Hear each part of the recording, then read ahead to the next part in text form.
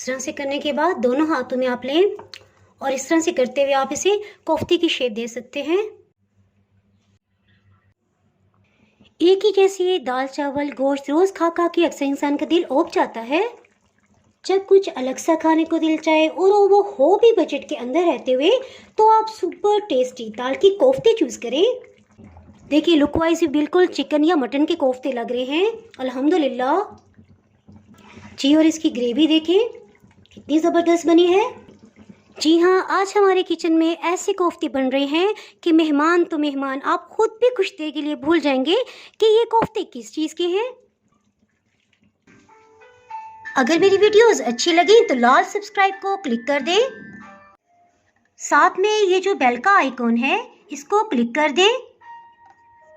इसको क्लिक करने से आपको मेरी हर नई वीडियो का नोटिफिकेशन सबसे पहले फ्री में मिलेगा। बिस्मिल्लाहिर्रहमानिर्रहीम जी, रेसिपी को स्टार्ट करते हैं। चने की दाल इस तरह से 17 खाने वाले चम्मच भर के लिए तकरीबन 1 पाव के आसपास है। इसे पानी में भिगो देंगे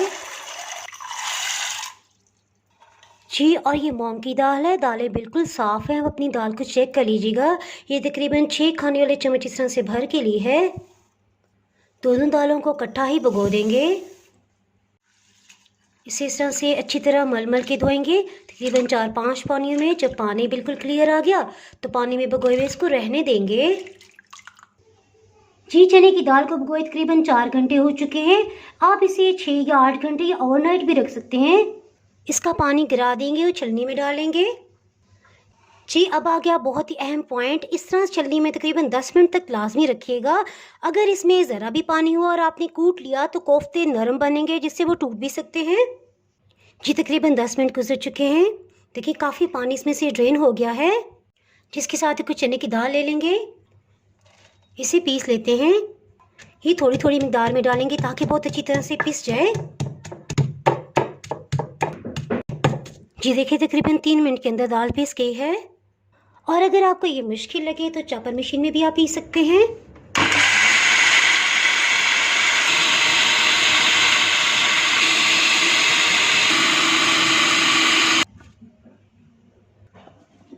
बस इसी तरह से पीसते जाएंगे।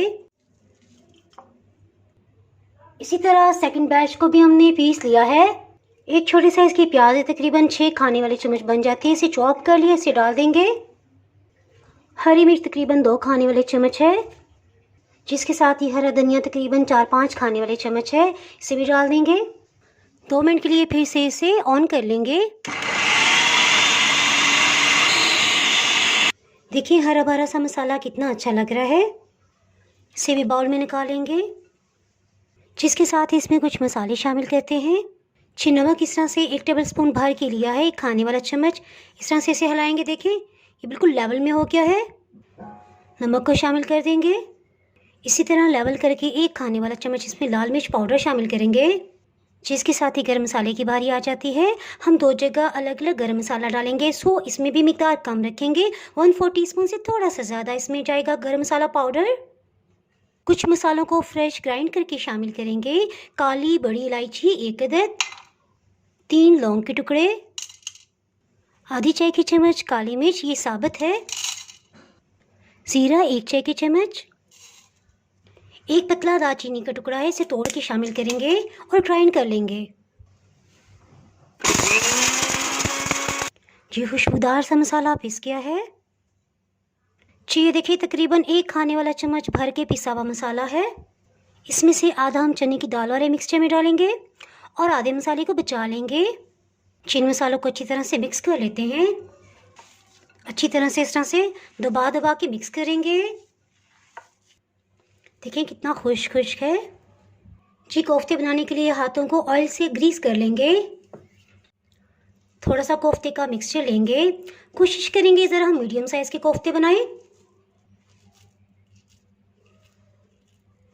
बस ये अच्छी सी इसे राउंड शेप दे देंगे, यानी कि गोलाई में कर लेंगे।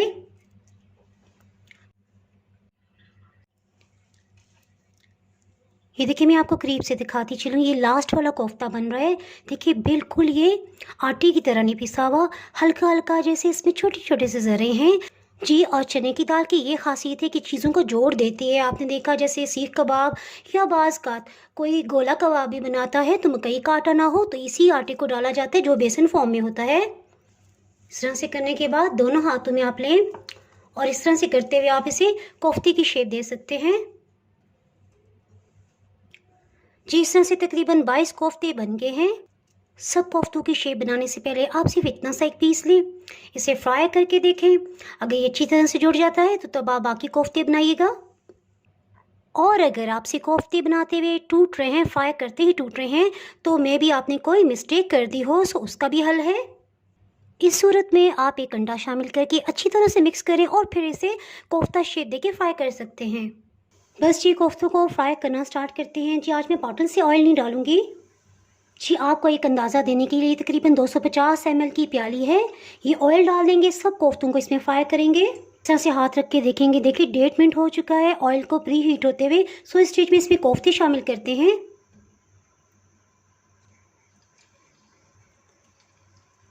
मेरे पास बड़ा पैन है, सो मैं सब कोफ्तों को इकट्ठा फ्राई कर लूँगी।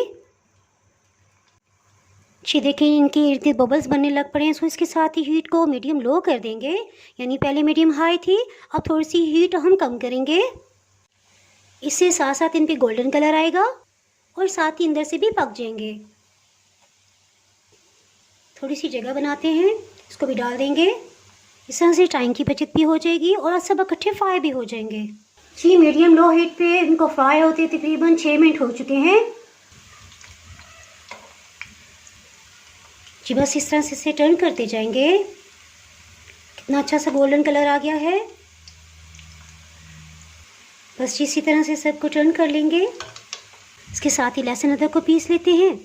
बस अब टेंशन ख़त्म होगी, ये टर्न हो गए हैं। जिसमें अहम पॉइंट कि मीडियम लो हीट पे 6 मिनट तक आपने इसको लाजमी टाइम देना है। इससे पहले आपने इसे टर्न नहीं करना, वरना कोफ्ते टूट भी सकते हैं। जी, लहसुन तकरीबन 4 पीसीज हैं, बड़े साइज़ के हैं। अदरक का 1 इंच का टुकड़ा, इसे 4 हिस्सों में डिवाइड कर देंगे। जी, आप ये तो जानते हैं कि चाहे तो चने बनाए जाएं, चाहे किसी किस्म की दाल हो, उसमें लहसुन अदरक की मिकदार ज़्यादा डाली जाती है। जी, ये तो पीस के इसके साथ ही कोफ्तों को देख लेते हैं। कोफ्तों को दूसरी साइड पे टर्न किए हुए तकरीबन 4 मिनट हो चुके हैं। एक दफ़ा इसका देख लेंगे। जी, बहुत अच्छा सा गोल्डन कलर आ गया। बड़े चम्मच से इसे निकालेंगे। जी, अब इसे आसानी से निकाला जा सकता है। इस तरह से सब कोफ्तों को फ्राई कर लिए। इसके साथ ही मसाला तैयार कर लेते हैं। चल अल्हम्दुलिल्लाह, देखें कितना अच्छा गोल्डन कलर आया है और बहुत अच्छे से फ्राई हो गए हैं। अगर किसी पे क्रैक आ भी जाए तो आपने टेंशन नहीं लेनी, बिल्कुल भी नहीं वो टूटेगा। जी, ऑयल काफ़ी ज़्यादा है, इसमें से आधी मिकदार हम निकाल लेंगे। तकरीबन आधा कप ही हम ऑयल रखेंगे, बस जितना ठीक है। मज़े की बात आपने देखा कि कोफ्तों ने ज़्यादा ऑयल भी एब्जॉर्ब नहीं किया है। जी, देखिए इससे क्या था, ये जो ज़रे हैं इसे हम टिश्यू पेपर से अलग कर लेंगे। इस तरह ये ऑयल में जलेंगे नहीं। इसी ऑयल में हम प्याज को फ्राई करते हैं। फिर से हीट को ऑन कर लिया है, इसमें प्याज को शामिल कर देंगे। अगर आपके पास प्याज छोटे साइज़ के हैं तो 4 प्याज इसमें डाल लीजिएगा। अच्छे से जायके के लिए बस लाइट गोल्डन कलर होने तक इसे फ्राई करेंगे, यानी ज़्यादा डार्क कलर इसका नहीं होना चाहिए। जी, देखें कहीं कहीं से इस पर लाइट गोल्डन कलर आ रहा है। सो इस स्टेज पे इस पर लहसुन अदरक का पेस्ट शामिल करेंगे। जी, देखिए इस तरह से भर के 1 टेबलस्पून बन गया है। 2 मिनट तक अच्छी तरह से इसे भून लेंगे ताकि लहसुन अदरक की मखसूस स्मेल होती है वो ख़त्म हो जाए। जी, ये देखिए अच्छा सा लाइट गोल्डन कलर आ गया है। सो इसमें कटे हुए टमाटर को डाल देंगे। हीट को लो कर देंगे। 1 मिनट के लिए इसे भी भून लेंगे। जी, 1 मिनट के बाद हीट को ऑफ कर देंगे। इसकी क्या वजह है ये आगे मैं आपको बताऊंगी। काफ़ी हद तक इसका टेम्परेचर कम हो गया है। सो इस तरह से प्याज को इकट्ठा कर देंगे, ऑयल को साइड पे रहने देंगे और प्याज और टमाटर को निकाल लेंगे। थोड़ी देर इस तरह से रखेंगे ताकि ऑयल इसमें से निचड़ जाए। इस मसाले को ब्लेंडिंग जग में डाल देंगे। जी, दही मेरे पास फ्रोज़न कंडीशन में है, ये आधा कप की मिकदार में है। 1/4 कप पानी इसमें डाल देंगे। 2 मिनट तक इसे अच्छी तरह से ब्लेंड कर लेंगे।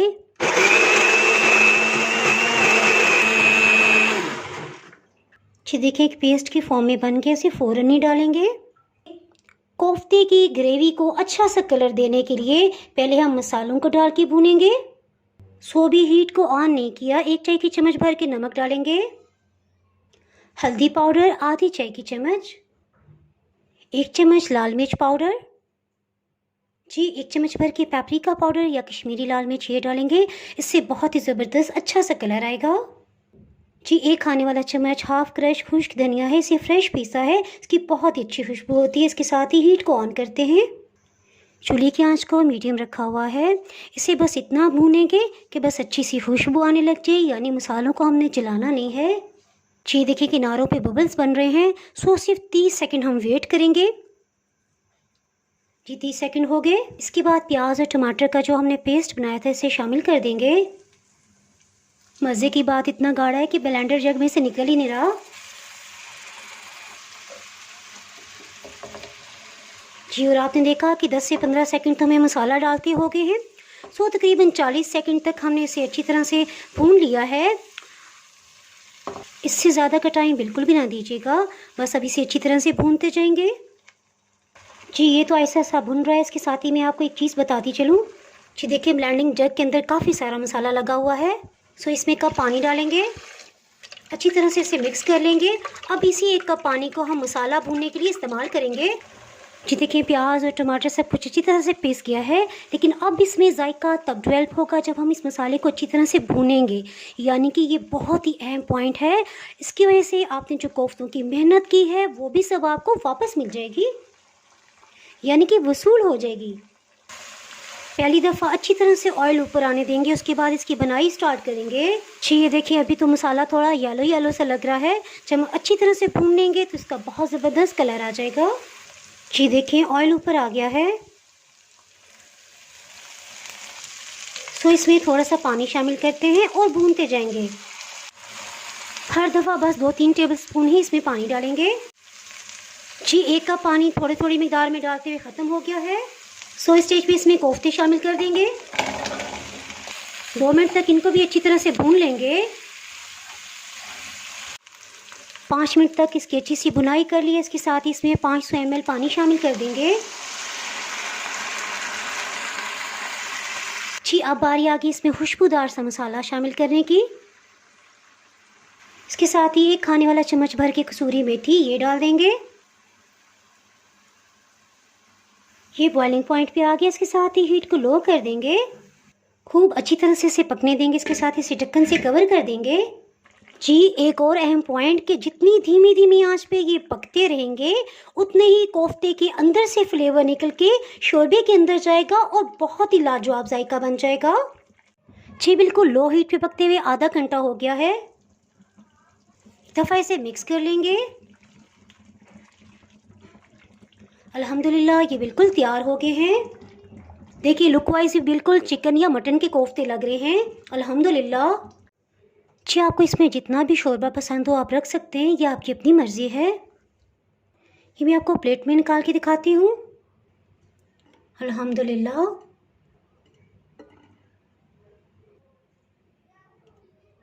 जी लग रहे हैं ना बिल्कुल चिकन के कोफ्ते। इसके साथ ही मैं आपको तोड़ के दिखाती हूँ। ये देखें अंदर से भी बिल्कुल चिकन जैसे ही लग रहा है, कितना सॉफ्ट और अच्छा बना हुआ है। ये देखा आपने अंदर से कलर कितना अच्छा है, ज़रा भी कच्चा फील नहीं हो रहा।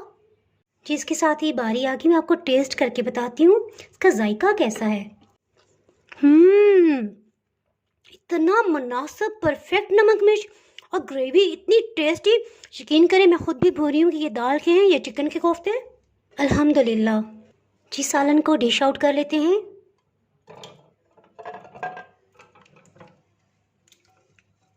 वाले सालन को ऊपर डाल देंगे। अल्हम्दुलिल्लाह। हरे धनिया के बस इस तरह से पत्ते तोड़ लेंगे, चीज़ के ऊपर डाल देंगे। चीज़ के साथ ही अगर आप मेरे चैनल पर नए हैं तो चैनल को सब्सक्राइब कर दें, बेल आइकन ज़रूर प्रेस कर दीजिएगा। इसके बाद आपको मेरे यहाँ नई आने वाली वीडियो का नोटिफिकेशन ही मिल पाएगा। दुआओं में याद रखें, वीडियो लाइक और शेयर करना बिल्कुल भी ना भूलिएगा। इसके साथ ही मैं इजाज़त चाहती हूँ। अल्लाह हाफिज़।